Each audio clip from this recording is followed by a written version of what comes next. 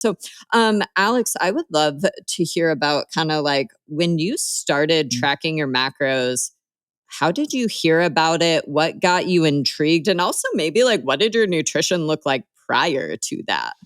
What, prior to tracking macros? Yeah. Yeah, I focused mostly on well, I'm not going to take it way back because I was in college and I was terrible. But if we're talking about like once I started to get into training, I really didn't think about quantity at all, which I think is what a lot of people still kind of start their journey on, and which is fine, right? Like, I think that's good. Like if you are eating a traditional American diet, like I was, like a lot of processed foods and stuff like that.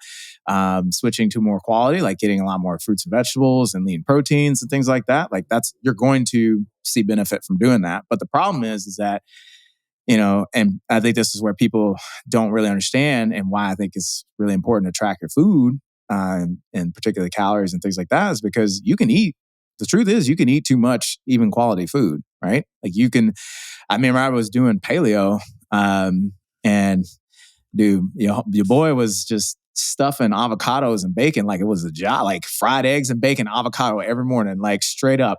And I remember I was like trying to diet and cut for like weightlifting, and I'm like, I fucking can't lose weight. And my coach was like, all right, just eat nothing but like meat and greens. And I did lose weight doing that because, you cut your calories because I cut all this stuff out of my diet. But that's the thing, like you have to pay attention to quantity. Like you can eat quality, but you got to pay attention to quantity. And then I started to get into the macro tracking. Real quick, Alex. Oh, yeah. Were you aboard the bulletproof coffee train? Was that? Up for a little bit for a time. I mean, it tastes good.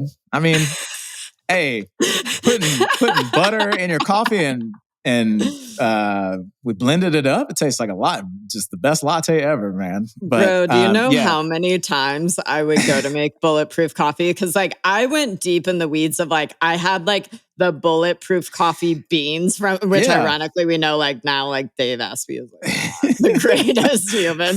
But it's like I had the beans. The number of times that I would go to like blend up my MCT oil, coffee, all this stuff, and I would forget to close the clasp on the blender because you obviously have to clean the blender every time. So I can't tell you how many times it'd be 6 a.m. It'd just be like shooting everywhere. And I'd be like, well, today's going to be a bad day. Yeah. And then of course, like you're trying to lose weight, you put a stick of butter in your coffee. I mean, maybe it works for you. Probably doesn't. Didn't work for me. But anyways, so I got into macro tracking, and used it to cut some weight for, weightlifting competitions. But kind of segue, like kind of the point of this conversation, it got really obsessive for me, having to be that strict and rigid. And this was at the time, like this was like 2015. So if it fits your macros was a style. So like basically, hey, you can eat Pop-Tarts as long as that shit fits, right? So I would definitely try to fit in as much of the bad foods as possible within that. And, I think also too, kind of thinking all this way is like, having this rigid structure and then also trying to like just do these crazy things, it kind of messed up my relationship with food. And so, that's kind of really how I got to that point. But then eventually, I'm still tracking my food. And then I just realized like, it doesn't have to be this way. We don't have to sit there and like be super rigid about things. It's not that big of a deal. And kind of just, I don't know if honestly flexible tracking is something new or anything like that, but it just kind of made sense to me. It was just like, why would I worry about like all this other stuff? Let me just track calories because I know that is what actually going to determine whether or not I'm going to lose or gain weight. And then let me just make sure my protein is on point and let everything else kind of just do what it does. And it's been a much easier way to manage things. And I have, I can enjoy the things I want to enjoy, and I can also eat the things I know that make me feel good. Totally. Well, it's like, I know I started tracking my macros. I was fresh out of college. So we'll say kind of like 2012, 2013. And so because I was coming from the CrossFit space, like the CrossFit gym, especially that I started at, was about like Whole30s, like it was like Whole30 challenges. Like that was definitely my first introduction to kind of the paleo style of eating.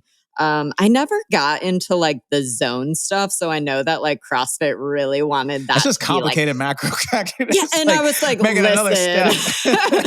yeah, y'all are trying to add more math to the girl that like mid-workout. I'm like, was that round 5, round 7? So it's like, thankfully the zone stuff never really landed for me, but definitely it was like, I went from just your stereotypical like college, I'm eating like ramen and McDonald's to like found paleo, got into cooking, started really like, learning how to cook food and do all that stuff. And then it was like, I think it was actually Chrissy May Cagney, which obviously her name's changed, but the owner of Black Iron Nutrition, Chrissy, had come out with this book and it was called Flexible Dieting, or was it Flexible Eating or Flexible Dieting? Flexible Dieting 1.0, I think. And so she had released this ebook, and I think this ebook just like went viral because again, it was like the first time somebody had taken macro tracking and just like made it super easy, but also like applied it to kind of more CrossFit and like kind of more like athletic people and stuff like that. And so I started tracking my macros. I definitely, unfortunately, like fell into kind of the hype around like the templated nutrition plans. And so that quickly taught me like that definitely like following the popular companies' nutrition plans. And I do know that they look a lot better present day, but they used to be called like the poverty templates or the starvation templates because it was like zero food. And it really would also just be, it's like it was a big encouragement of like rest day macros versus, training day macros. And I'm still not personally like a big advocate for that. Like certainly that can have application. It can have application during fat loss potential as well. But it's just like, I'm just not a fan of this idea of like having to earn our food because again, it's just, we're not dogs truly. Right. But same thing, so it was like, I think you have to go live at the extremes. And so it was like, here I was living at the extremes of eating zero food. And I was like, well, this ain't working long term. Right.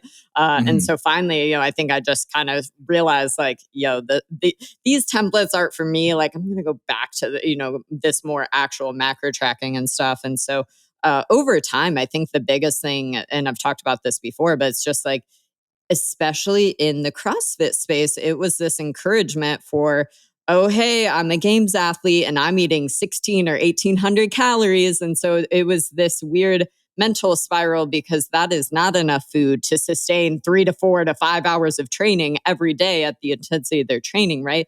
But for so many people, especially myself, I'm like, well, I'm not training at that level. So if they're only eating 1800 calories, I don't need that much I don't need that many calories, right? So I think, again, so much of my journey and my struggle also was kind of predicated on the industry just hadn't caught up to talking about like, hey, actually, most active women, if you're strength training 3, 4, 5 times a week, probably 1,200 to 1,600 calories ain't going to be enough. And hey, maybe 16 to 1,800 calories might also not be enough. It's like the industry just wasn't there yet.